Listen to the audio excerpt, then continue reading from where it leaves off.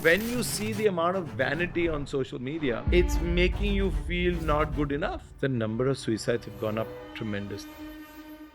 The last few years, he's been building something very holistic in the emotional wellness space. May I please welcome Tarun Katial. He's a media veteran. He scaled so many amazing companies in the space of radio, in the space of OTT. I think, Tarun, there are about 13% adults in India. Right? They just know they're stressed probably, and sometimes they don't even know how to express that out. Your imagination tends to create the reality that you shouldn't be in. Depression is a widely used term. It may be not right or wrong, but the fact is that you're not depressed. Your self-esteem is low. Unfortunately, none of us are really going into why this is happening. How did that shape up your rest of your journey, even while building Coto? You can recommend somebody from your own platform, right? The proof of the pudding is always in the eating, right? I want to get into the BigFM journey as well. Adi Burman and Kishore Kumar were icons of a lifetime, and we got Anu Kapoor to actually build out a show that became biggest show that radio had ever seen.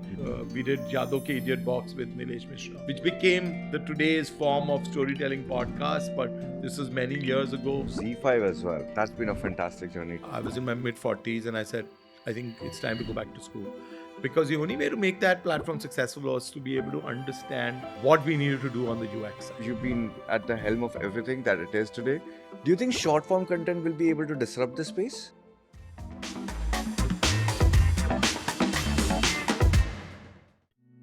This show is brought to you by CRUDS, your partner in digital transformation. From cloud innovation to intelligent automation, we redefine enterprise growth, empowering organizations to shape the future with technology that thinks ahead. Hello everyone, welcome to the season 2 of the Innovators and Disruptors Podcast. I'm Abhay Tandon and I'm in Mumbai today to have a fantastic conversation today.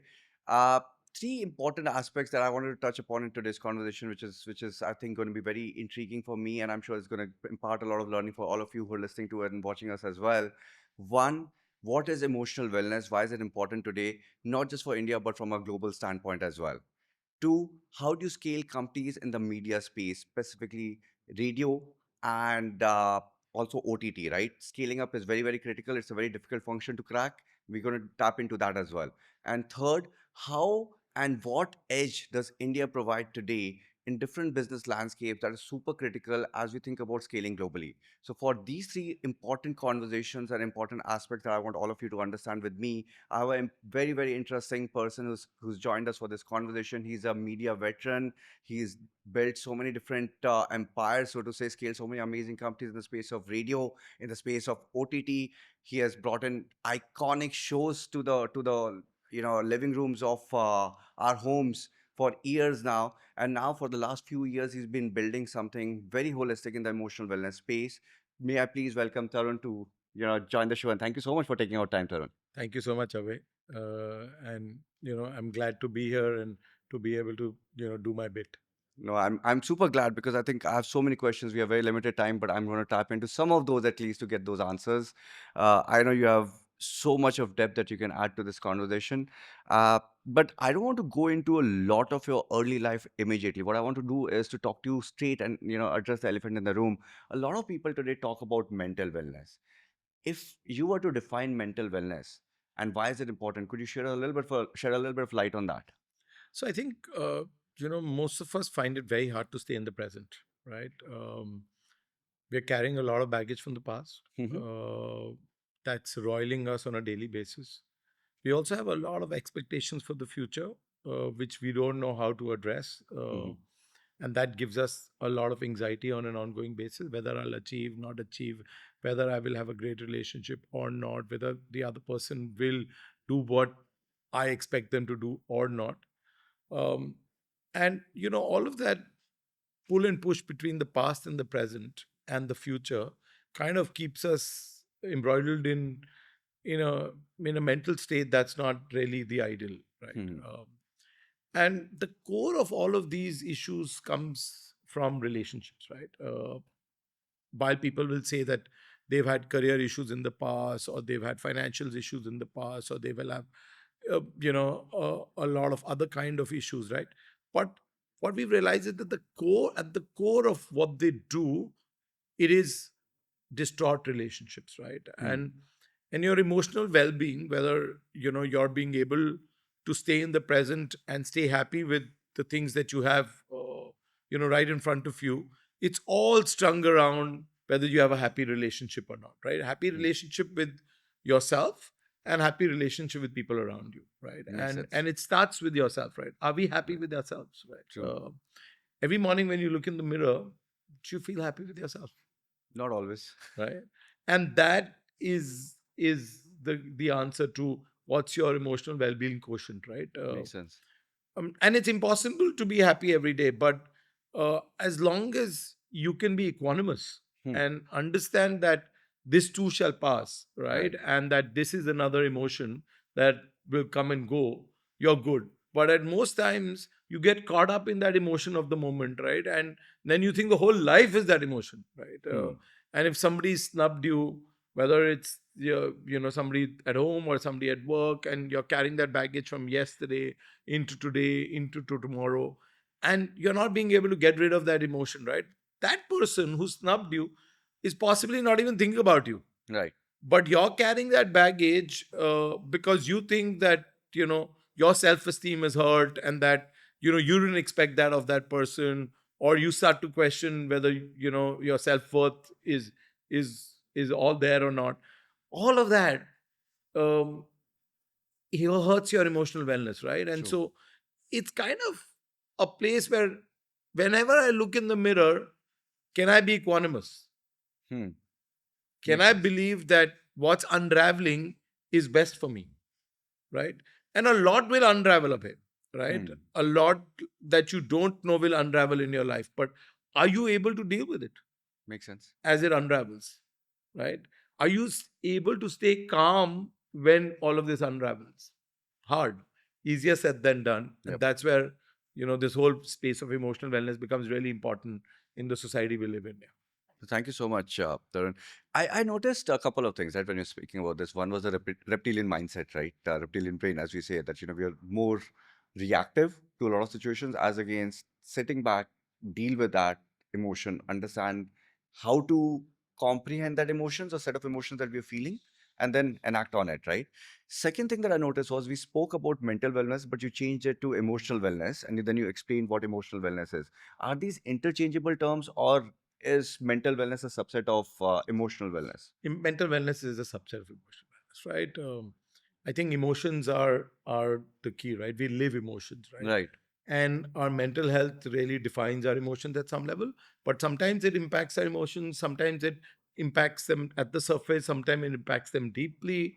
And there are many other components to emotional wellness. Also, there are our spiritual well-being, right? right. That's really connected to our mental health, right? Hmm. Because what you'll realize over a period of time is that people who've built a spiritual practice for themselves, or have spiritual support for themselves at some level, right, are able to deal with mental health very differently than people who don't, right? People who understand the way the universe works and are able to deal with the way the world is, right, and being able to see it in an objective manner, they're able to deal with their mental health very differently from people who don't, right? Hmm. And a lot of us, when we are young and early, right, we don't really give our spiritual depth too much importance. Right. We don't realize that being mindful, having a certain amount of anchor, a certain amount of faith and belief is going to help us get through many ups and downs in our emotional health, in our career, in our relationships over a period of time. Our ability to be able to see things as they are, not as we would like them to be. Our ability to be able to see things as not permanent, but as impermanent and as things that will pass by. Right. And so we don't need to really hold on to them. And things do change and they do unravel. All of that comes from a strong sense of spiritual well-being, right? A spiritual anchor, your ability to be able to have faith, right? And all religion, all faith, all spirituality, all mindfulness at some level will make you understand that life is impermanent, right? What is today is not going to be tomorrow. But in that moment of stress, in that moment of loss, in that moment of expectations not being met, are you able to remind yourself of that? Makes a lot of sense. I mean, it's so beautiful because and profound at the same time because what you've just said is that we would continue to feel those emotions, but how we react to that, how we comprehend those emotions, what is our state of being at that point in time is will allow us to build our karma or actions on top of it, right? Which is so beautiful and profound. Thank you so much for sharing that. Uh, I think Tarun, in the current day and age, you know, the stress levels are off. I mean, it's very high, right? More often than not. And I looked at some data points as well, some statistics as well. I realized that about 13% of adults in India are facing extremely high level of stress. Most of them are untreated. They don't even know that they're going through what they're going through. They don't understand what exactly is happening to them, right, in their surroundings, right? They just know they're stressed probably, and sometimes they don't even know how to express that out. But the same thing happens with, let's say, Gen Zs today. The same thing is happening with people, who are above the age group of 45. And different points in time, you have different kind of stresses, but the stress levels are off the roof at this point in time, is what I understand in the country. In this day and age, how important, specifically for the younger generations, is it to embrace a spiritual side to themselves, emotional well-being aspect? What kind of changes are you noticing on that? So one of the I think you're just right. One of the things that we're seeing in data is the number of suicides have gone up tremendously, right? In Hmm. great and good colleges, people who've done NEET and JE landed up themselves in, the top engineering or medical colleges, and then unfortunately they decide to take their life, right? Yeah, And while we say, okay, they were depressed or there was a mental health issue or there was so on and so forth, I think unfortunately none of us are really going into why this is happening, right? And this isn't about, okay, providing them help at the right time, which is very, very critical. But I think it's slightly deeper than that. Our society has become extremely vain, right? You're always comparing your life with somebody else's on an ongoing basis because you're constantly spending time on social media and looking around and saying, hey, I don't have an as good life as somebody else, right? hmm, Somebody has a better girlfriend, somebody has a better wife, somebody has a happier life, somebody's traveling more, somebody's eating out more, somebody's wearing better clothes than me, somebody's more successful.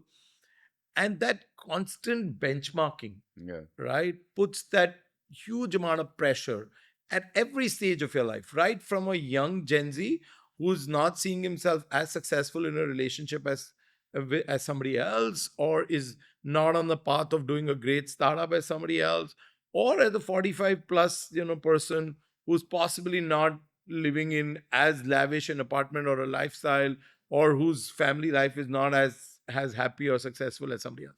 Scratch the surface, possibly everybody's going through the same thing, right? true. But when you see the amount of vanity on social media, what is it doing to you? Hmm. It's making you feel not good enough, and it's putting that constant pressure, that stress level onto you to be able to get to that better life. Right, That better life is an illusion. That better life, when you look at that other person's life and you really go deep, is possibly worse than your own, right? And there are aspects of everybody's life which are good or bad, but unfortunately you're only seeing that one version of the life that they are projecting on an ongoing basis. That environment makes it extremely important for us to be able to be happy within rather than finding or seeking happiness outside, right, which is where a lot of the emotional wellness modalities that are really Vedic in nature, that are in our legacy and our history and our culture, come to fore, right?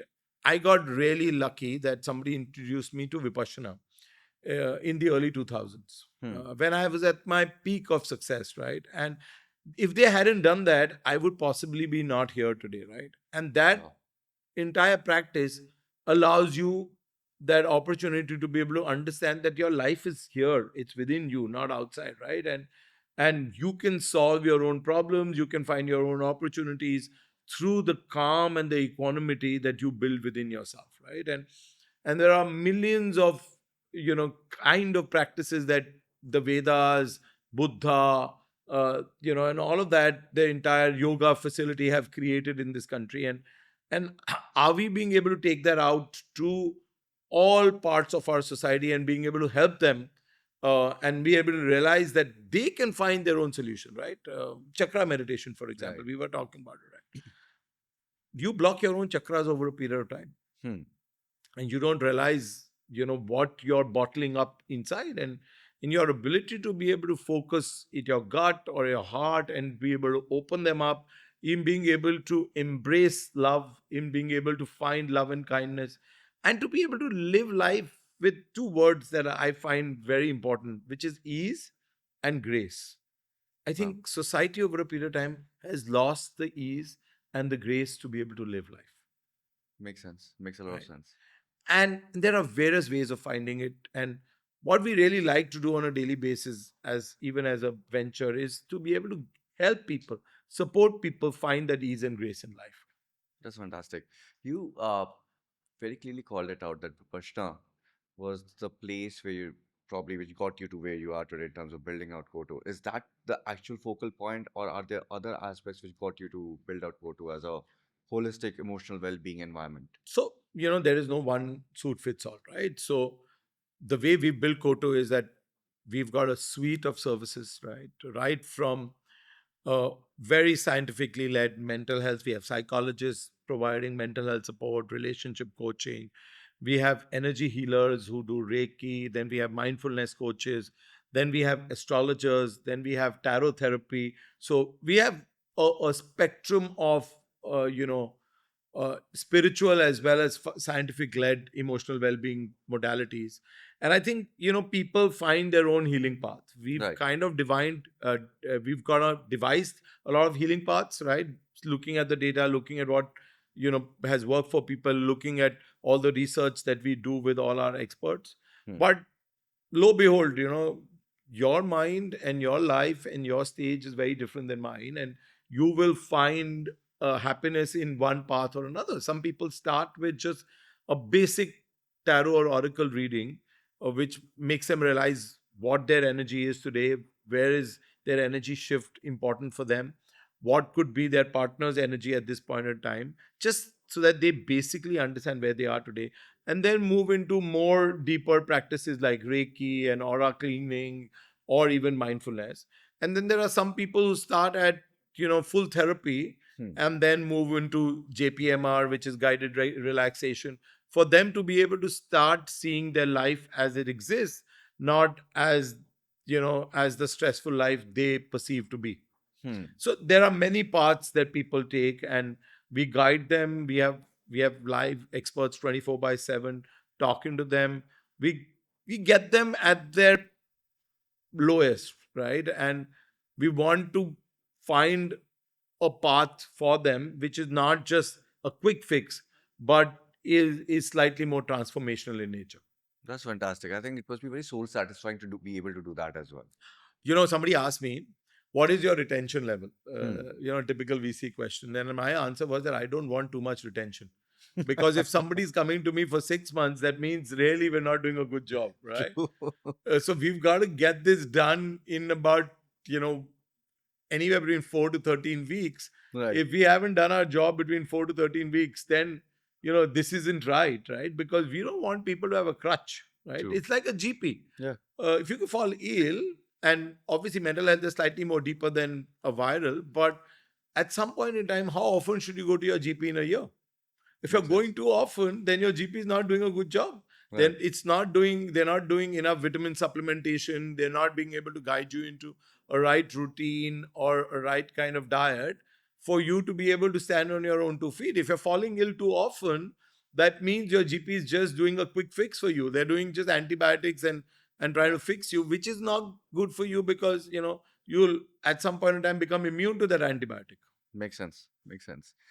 No, that's fantastic, right? I mean, I would think of it that that's very true in larger medical fraternity as well. That you would not want hospital beds to be always filled in, right? And with the same person, right? Yeah. Like typical, I mean, what people social media say is like, what's your retention, right? Yeah. Every VC will ask you, what's your retention? And I'm like, this is not a business for retention. Wellness businesses should never be measured on retention.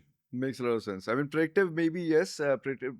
I mean, on more holistic evolution of sorts, right? People could come back and Yeah, learn when different they fall things. into another problem or another issue. Yeah. But at some point in time, we want to train them to be able to solve it themselves rather than them having to come back to us at every mini juncture of their life, right? That makes a lot of sense. So, from a business perspective, if I had to look at it beyond the soul satisfaction that a founder like you gets in terms of helping so many people out at scale, uh, if I had to look at it from a business lens as well, you mentioned that retention is obviously not the right business metric to look at, right? What are the other key metrics that, as a business in the emotional wellness space, do you think is important and key, to I getting to think success? I think NPS is the key for us, right? How satisfied are you with what you get right on the platform? Right. um, Healing pathways are very important for us, right? So you came to us for a consult, and we see our consultation business like an OPD business, right? Hmm. But were we able to find the right healing path and the right service for you to be able to ultimately gain control of your own life, right? If we weren't able to, and you went away just after a consultation, it could be that you got what you wanted to at that short term from that consultation. But if you didn't, and if you're still seeking and not thriving, that means we're not doing our job well. Hmm.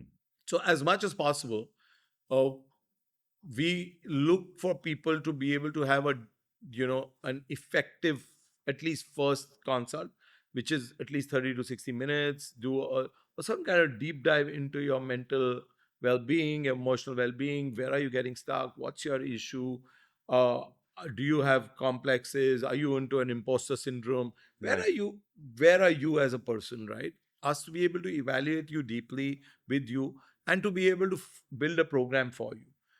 And then how many people walk that program and are able to go through that program, right? Right. So it's important for us to be able to see how many people can we really get into a thriving state of mind, right, into a transformational place rather than just diagnostic space. So that's really the business metric.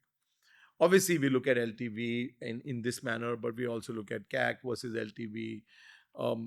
If you're able to get the right kind of people coming to us who are looking for the right kind of solutions, or are we just looking for people who are in a quick fix solution space? So Yeah. I think our quality of acquisition really matters.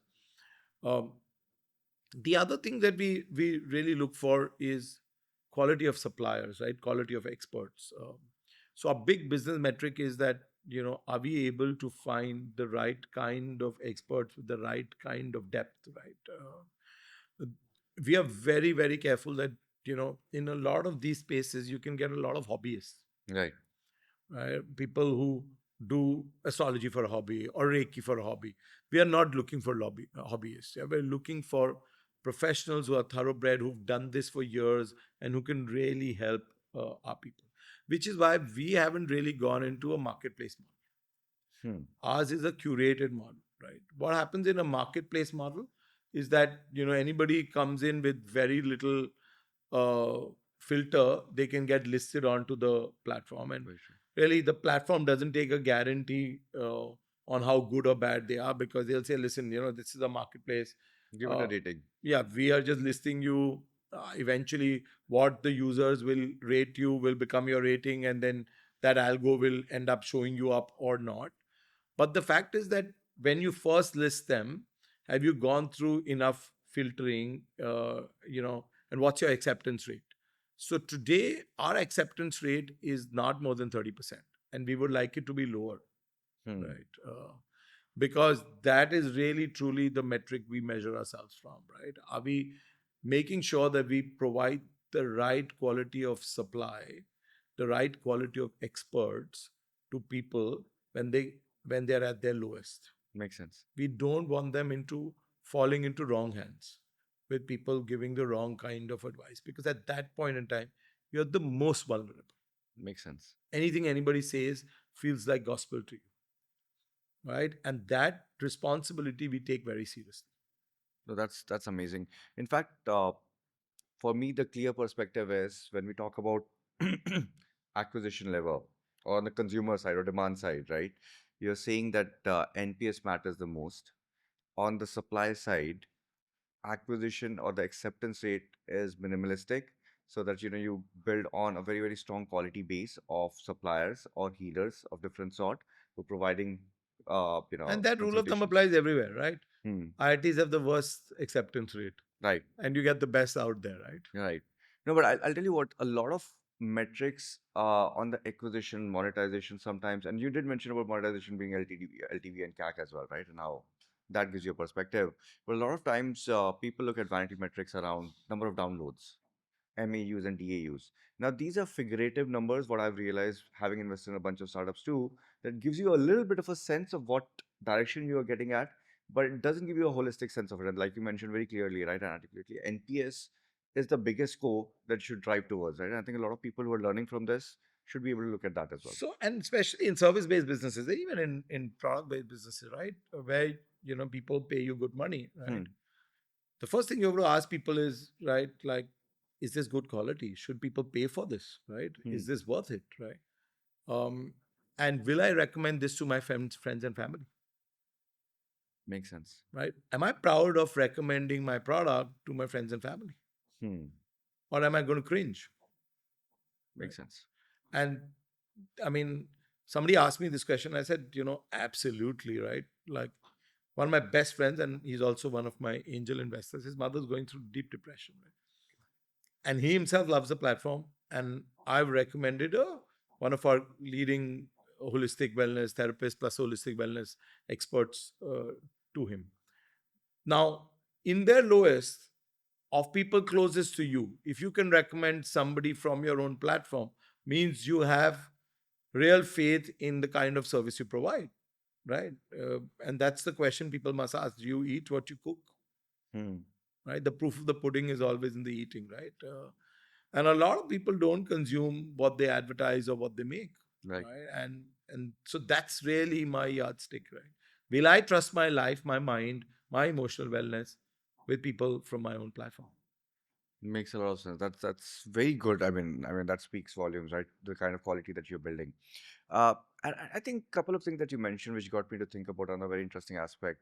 You spoke about diagnosis, but a lot of times what happens is people do a self-diagnosis on their own, of course, and they come up with what they've picked up on social media, and or on Google, so to say, right? As per Google, Now, you Chat GPT. now ChatGPT as well, right? As per a lot of indicators, almost all of us with bare symptoms also say that we are having either cancer or something else, right? Right. Uh, Interestingly enough, a lot of people self-diagnose themselves to be depressed. Can you share a little bit of a perspective about what depression is and how exactly should people be counseled to not just identify depression as something that you're going through a small trauma? I mean, it's very difficult to measure that, of course, and everyone has their own journey, but not casually call themselves depressed.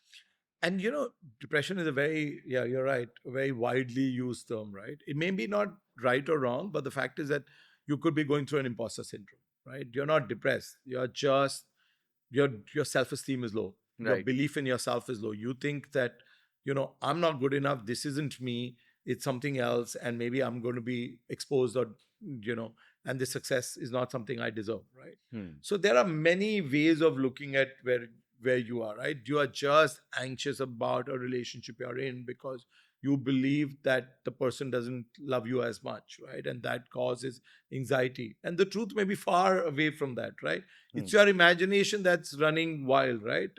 Your imagination tends to create the reality that you shouldn't be in, Makes sense. right? When you're anxious, your imagination is creating the reality that you shouldn't be in, right? Very true. And so you have to be really having some sense of a control on your mind. And when you lose control in your mind is when you would call yourself anxious, depressed, so on and so forth.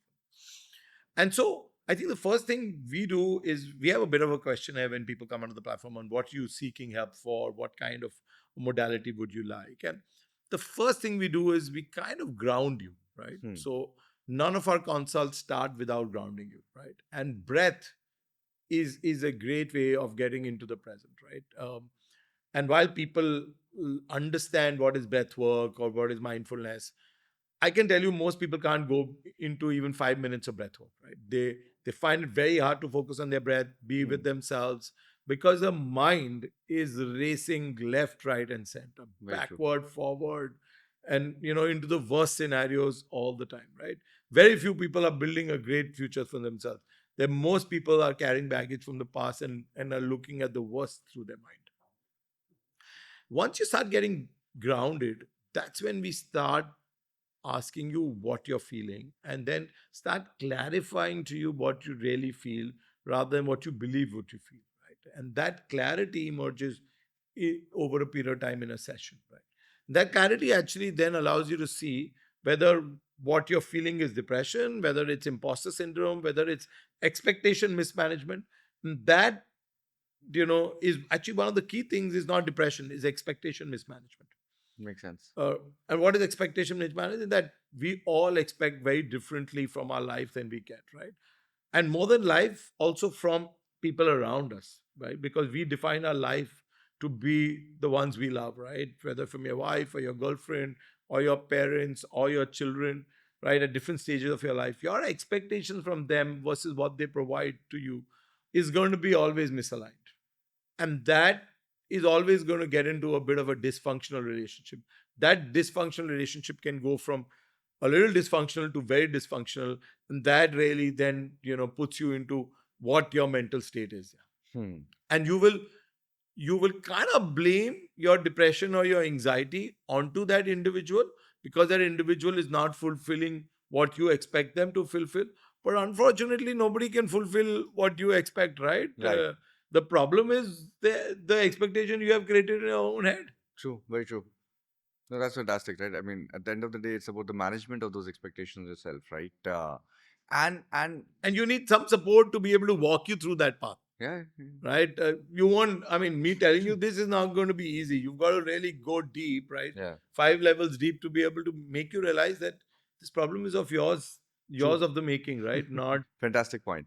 Uh, in this whole journey, I also wanted to understand that when we talk about the pyramid of care, it starts with self care and goes on to peer care, then it goes on to therapists and external form factors who actually guide you and support you through understanding and caring for yourself. Where does AI lie? Interesting question. I was wondering when you were going to ask this. So I'm a big proponent of AI, but I think it's got its usage, and you've got to have find some amount of limitations for it, right? Hmm. We use a lot of AI in diagnostics where when you give us information about yourself, whether it is in the form or in your calls, we use that information to be able to guide our experts more about you, right? But we don't use that information, at least for today, to be able to guide you about this, right? We do believe that that information should be filtered through an expert and then be brought to you, because some amount of human intelligence intervention is always important, because what you're telling us and what you're really telling us is different, right? Hmm. And what you will end up telling us in a call will be different from what you will end up telling us in a form versus what you will end up telling us with nonverbal communication, Makes sense. right? And some of that can only be done through humans, right? Exactly. The level of deep listening, empathy, picking up nonverbal cues that expert can do in a session with you is not what AI can do today. It will do in a few years, but it can't do today, right? And so while we use AI on our expert side to be able to give them more learnings from data about people like you, right? To be able to tell them that these could be alternative healing paths that they could recommend to you. But eventually it is the expert and their experience with you that allows us to give the full suite of recommendations. Makes a lot of sense. Uh, I, I was also wondering if AI would be able to contribute on scalability, right? So on one side, yes, there's going to be a lot of learning on the coach's side, right, on the therapist side, to understand through data points about the people that they're treating. But does it also help in scalability? So, it helps us in many different parts, right? So, we are only a 20-25 member team, including tech, supply, ops, as well as marketing, demand, all of that. Our scalability is fully dependent on AI, right? So in every part of our business, we use AI to scale ourselves. We have front end developers who are only AI bots, Hmm. who write code for us, who understand the data. We don't have a product manager. We've trained a bot in product analytics and is able to do everything from BRDs to PRDs to Amazing. everything through the line, right? Even we had a large UI UX team, and now we have a very small one because a lot of the UI UX get generated on AI from product analytics, from our current set of UX. All the refinement happens through AI. So obviously we are scaling on an ongoing basis. Our entire backend is on AI. So our usage of of all our cloud computing capabilities is always led from AI, and so as we scale, AI is always recommending or deploying more servers or more capacity for us. So that's the back end of how the app is developed. On the other side, even on the demand side, all our copy, all our demand ads, all of that, we use AI very extensively. Also, in being able to evaluate a lot of our work through our supply happens through AI, through transcripts of their calls, matching that to their NPS. So, I mean, every single aspect of our platform is very AI first, right? The only thing we are not doing AI with is to bringing unsolicited advice into our vulnerable users through AI. There, we filtered it through our experts. That's fantastic. But that also brings me a very interesting question or perspective that I wanted from you on your trust network or a trust stack, so to say, right? Which means how do you balance privacy, advice in a setting where you're asking sensitive questions, getting sensitive answers? How do you manage to create that balance? So I think a safe and secure space is our first principle. Right. We allow users to go anonymous right up to the point of their entire consultation. Nobody never needs to give us their name or any more detail than they want to, right? Every single detail in every single form is skippable.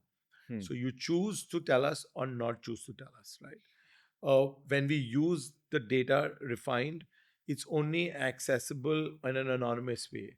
And the only PI data that gets attached is to in the relationship between your expert and your user. So it's a doctor and Patient kind of a patient privilege. confidential relationship. So if I come back to you a month later, talking to you, and if you want to pull up my file, it's stored anonymously, and you can pull up my file to say, okay, well, this is the last conversation that you and me had, and that this is where we left out, and then this is where we're picking up. But everything else is only accessible at that level to those many people. That's The amazing. only other data that gets around is for quality purposes, which, you know, like as an expert, you will have a team lead on top of you who will review your consults and also will give you advice on how better this healing path could be taken forward, right? But that's again Yeah. anonymized. It's never uh, for Abhay as an individual, but it's a user X who you could help this way with. Yeah, Makes a lot of sense. And that keeps the keeps the whole platform sacrosanct in that correct. sense. Fantastic. One last question on this whole journey, right, that I wanted to talk about was uh, we spoke about spirituality, we spoke about Vedic learnings, right? There's a lot of cultural sensitivity and learnings that are imbibed in what you're building out at Koto. How does this help build or leverage India's edge at a global scale? So I think India is the land of spirituality, right, across the world. I mean, Buddha was born here, and that's our good fortune. The entire Vedic learning comes out of India, True. right? I mean, you can see the number of people across the world want to come to Kumbh today Hmm. and understand the constellations, right? There was a great article in the New York Times yesterday where, with this latest lunar eclipse, and for some years now, Western astrology is outpaced. So if you're a Capricorn, actually you're not a Capricorn anymore. You're a Sagittarius. Is it okay? Yeah. And Western knowledge astrology has not kept up even with defining your horoscope well or your sun sign well, right? Which is and it which is not the case with Vedic astrology. Vedic astrology adjusts themselves for every single lunar eclipse, solar eclipse, right? Hmm. And so the Vedic astrology is far more up to date than even Western astrology. Got it. And so obviously there is a huge amount of learning, right? And हमारी जो गुरु शिष्य परंपरा है Hmm. उससे इतने सालों से लोग सीख रहे हैं. बिल्कुल. तो आज आप ऋषिकेश जाइए या कहीं और जाइए, वेदर इट्स माइंडफुलनेस और मेडिटेशन और चक्रा healing or yoga, I think India is really the land of all of that, right? And we Right. tap into those pools of talent. We actually work with a lot of people who are coaches and teachers and who do train the TTC programs, and we hire from there. So we Right. make sure that they're pre-vetted folks who've gone into this Guru Shishya Parampara. Like the whole Parashar clan Right. is supposed to be great in astrology, and we look for those kind of people who've actually got this from really learned teachers themselves. So those are India's edges, you're saying, Correct. for the global world, and that's why I'm assuming that emotional wellness at scale would also mean going global and tapping into or solving for problems across the globe.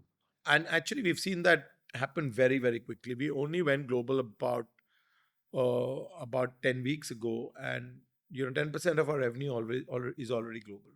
Oh wow.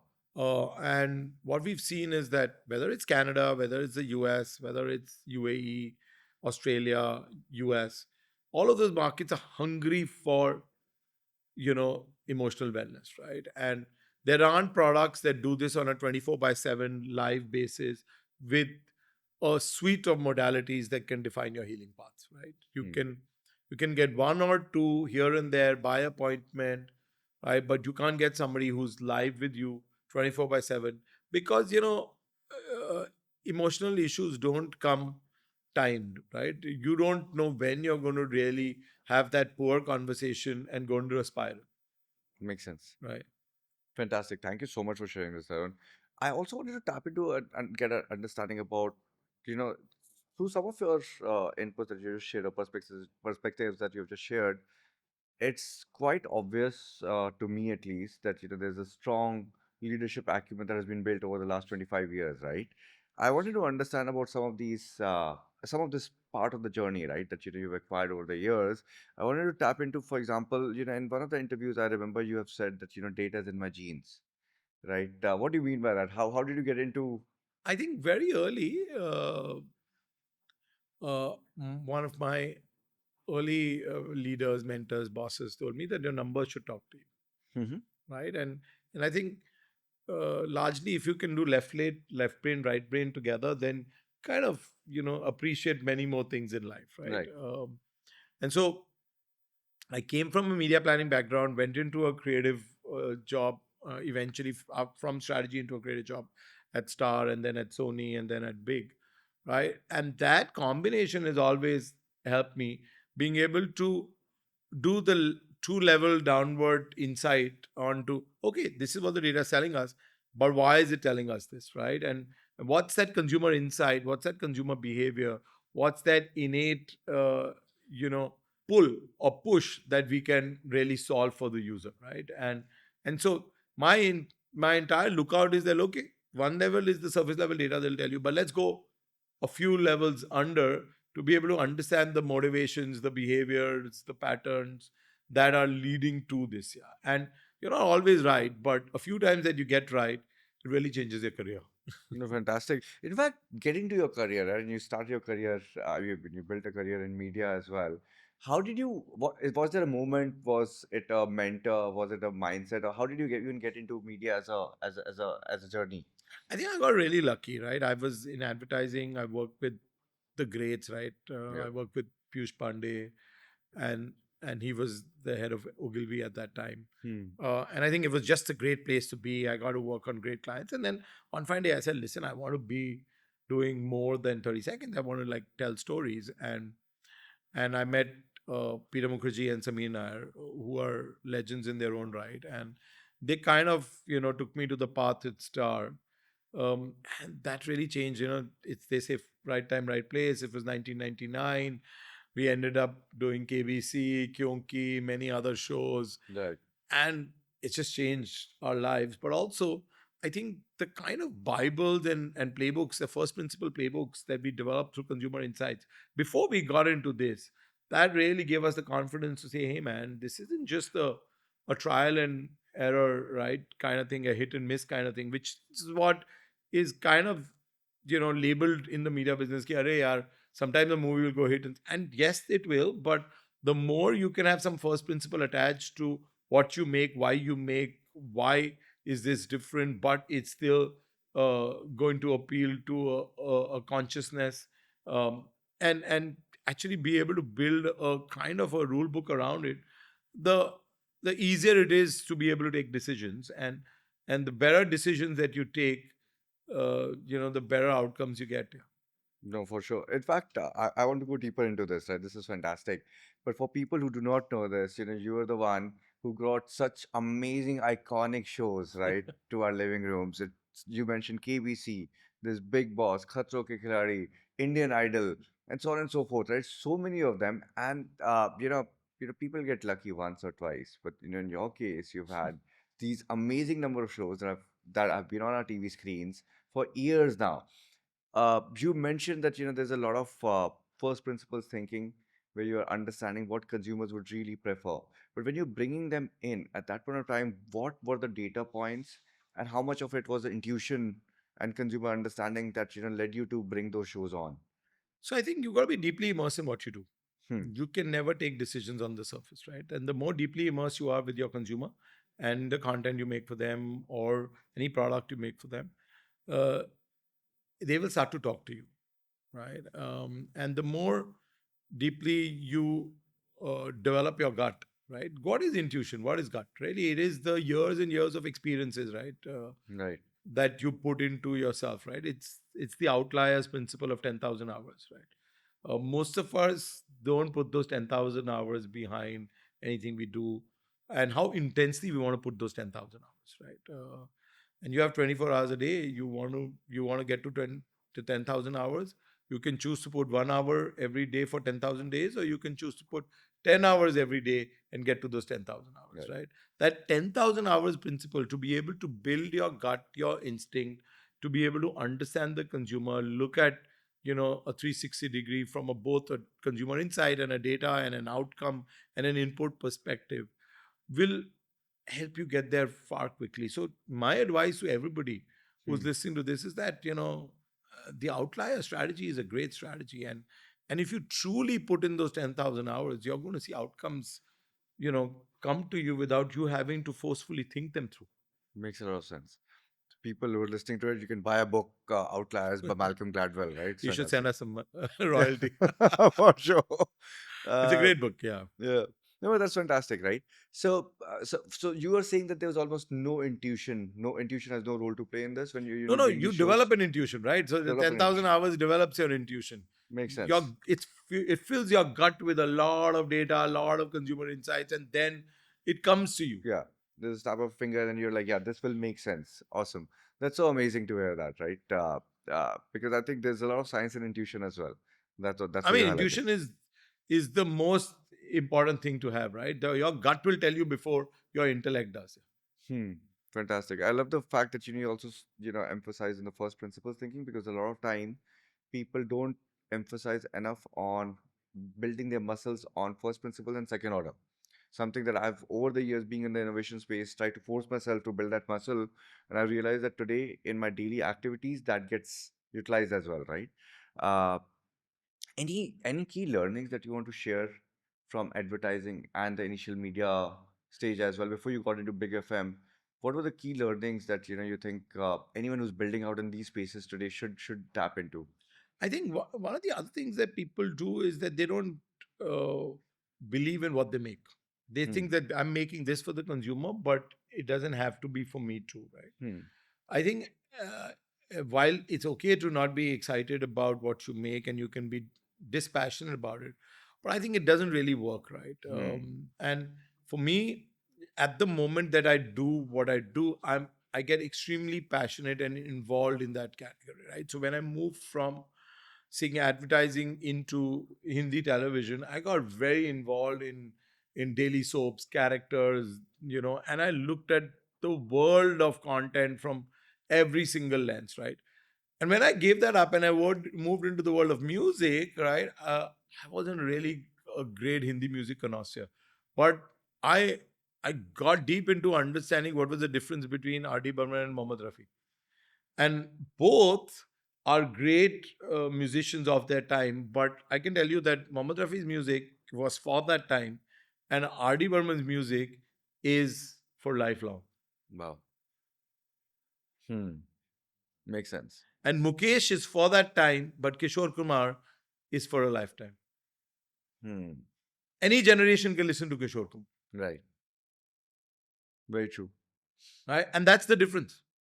And I met many, many music composers, singers, and all that to be able to just listen to them. Deep listening is a great skill that you must develop if you want to grow in anything you do.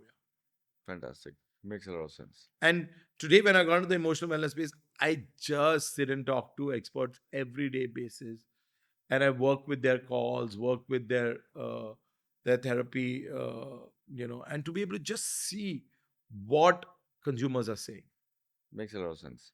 I mean, kind of, doubles down on your previous point as well about, spending 10,000 hours into anything. So deep learning comes there, but very importantly, also mentioned about being compassionate and passionate both for what you're trying to solve for. Because, and I completely agree with you. I know there are a lot of people who talk about this, that, how you dissociate yourself from the line of business that you're in. But unless you empathize with what the consumers are going through as a problem, right, and you're trying to solve for that, unless you are passionate about what you're building, you will never be able to make those sacrifices. You'll never be able to really get to the depth of what you're building, right? So that's such a fantastic point. Thank you so much. Uh, I want to get into the big FM journey as well. It's such a remarkable thing. You built it from scratch to 45 stations. 60. 60 stations. Wow, sorry, my bad. I thought it's 45. 60 stations, right? Uh, I think everyone who's in a car today, in a cab today, uh, it's a part of our journey, daily journey that we go through.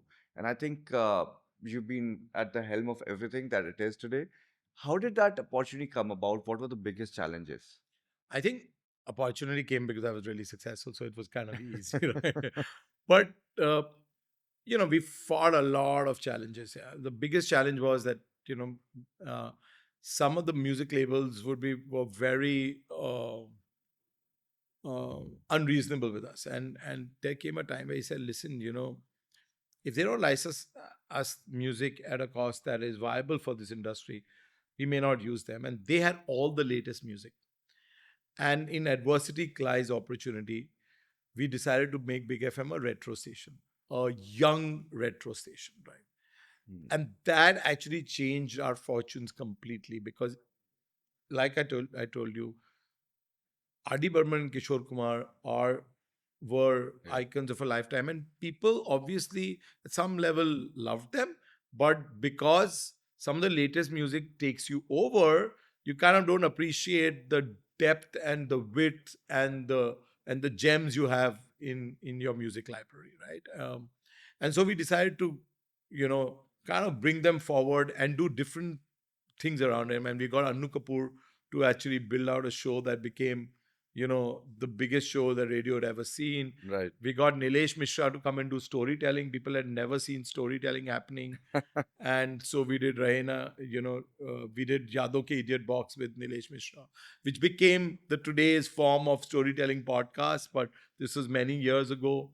And so we were kind of ahead of doing talk radio, of doing storytelling on radio, of doing a lot of deep work on radio that had not happened, right? And Right.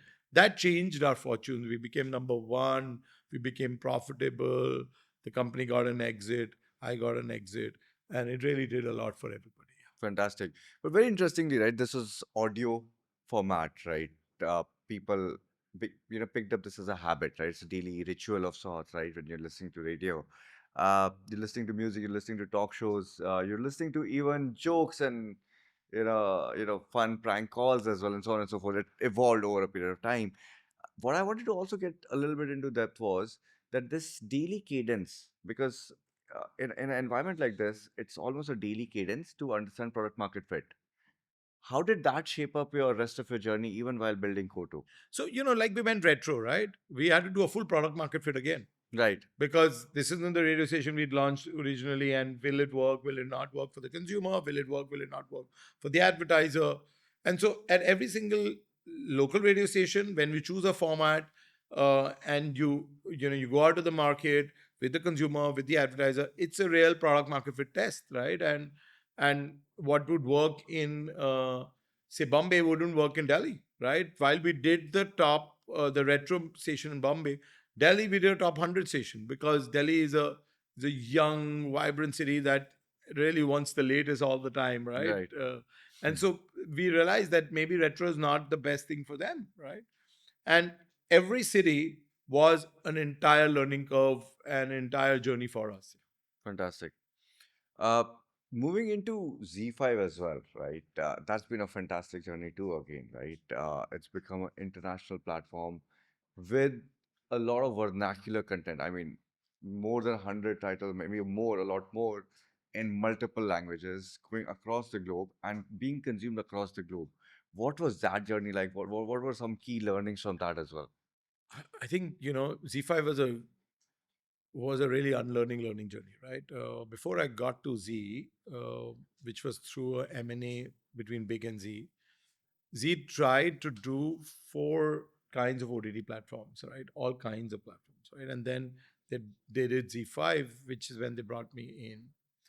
And I think, when you come from a media or a content space, you think that content can really change the game for you. But when you come to a media tech company, the big learning is that this is 50-50 now, right? Hmm. It's as much your content is as much your UX, right? Right, And I went back to school. I went to Kellogg to do a post graduation, a 2-year program in digital transformation, and I graduated in product strategy and AI. I was in my early to mid 40s, and I said, I think it's time to go back to school because the only way to make that platform successful was to be able to understand what we needed to do on the UX side. And we did hmm. a lot of work there. I think very early on, we were very first in the smart TV revolution. We built out for every single smart TV. So when COVID happened, Hmm. we were available on all kind of smart TVs, even the basic smart TV that didn't even have like the Netflix and the Amazon. We were still available on them. Right, And that gave us serious reach because I believe from the very beginning that while mobile is good for consuming content, but long form content will be watched on TV in its full bloom, right? right, And that allowed us to do a lot more. We also were very early in being able to do logins directly on smart TV through QR codes, UPI payments through QR codes, so on and so forth. Very early on, I spoke to a friend who did a product marketplace company, and I said, "Hey, I tried paying on UPI and it wasn't working." He's saying, "Oh, but you pay on UPI. You're not the kind of customer." I said, "You're missing the bus. Every customer pays on UPI, and you yeah, watch the more people will pay through UPI." But I think we did all of those early experiments that really helped us scale the business. At the time that I moved on from Z5, we were already at 100 million users. We also had a really good AWOD to SWOD model, and that the freemium journey right. was something to learn from.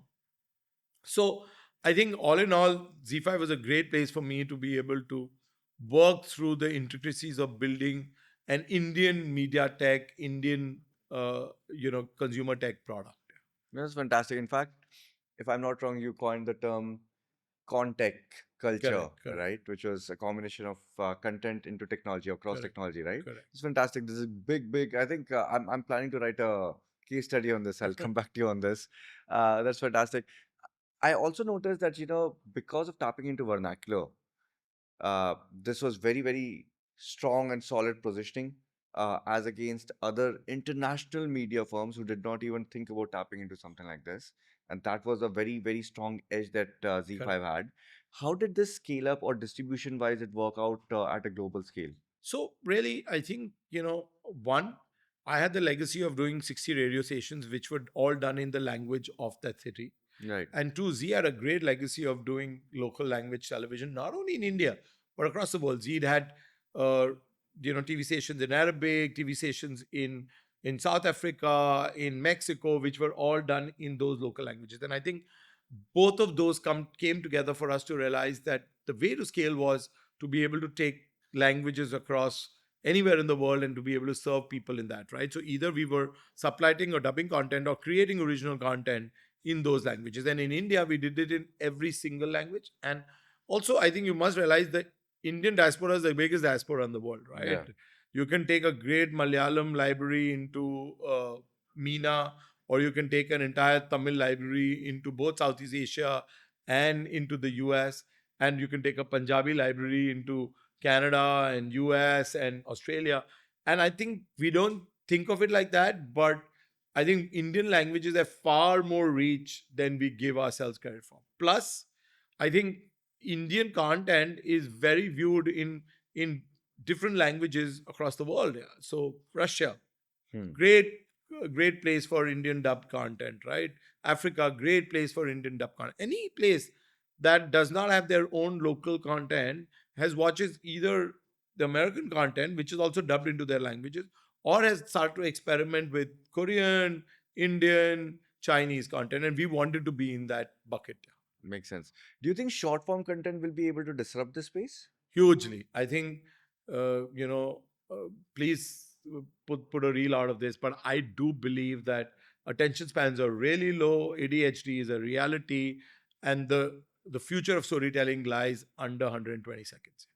Wow. Okay. Thank you so much. I mean, this means there are a lot of youngsters out there who can still figure out a way to disrupt these kind of For sure. supply chains and For sure. distribution.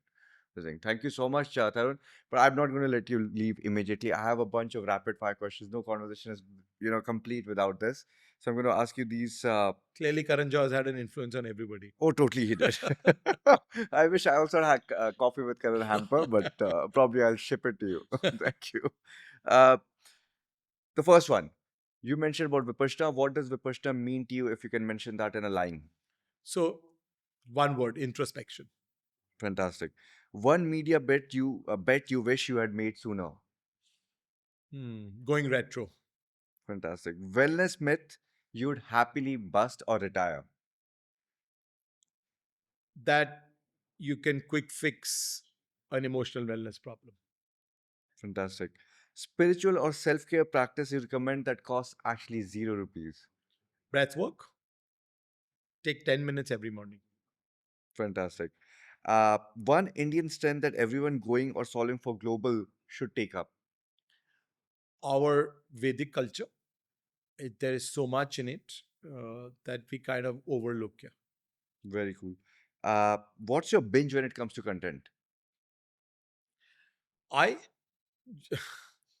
uh, currently am watching The Gilded Age. Hmm. It's a great story of history and how, on the backdrop of modern innovation, families and society changes. Very cool. What's your secret exercise that is the most sacrosanct to you on a daily basis? Um, so both mentally, meditation, but also physically. For very long, I did something called EMS, Mhm. which is electro muscle simulation. Fantastic. Business metrics that you absolutely need in your life. Uh, the number of happy customers. Fantastic.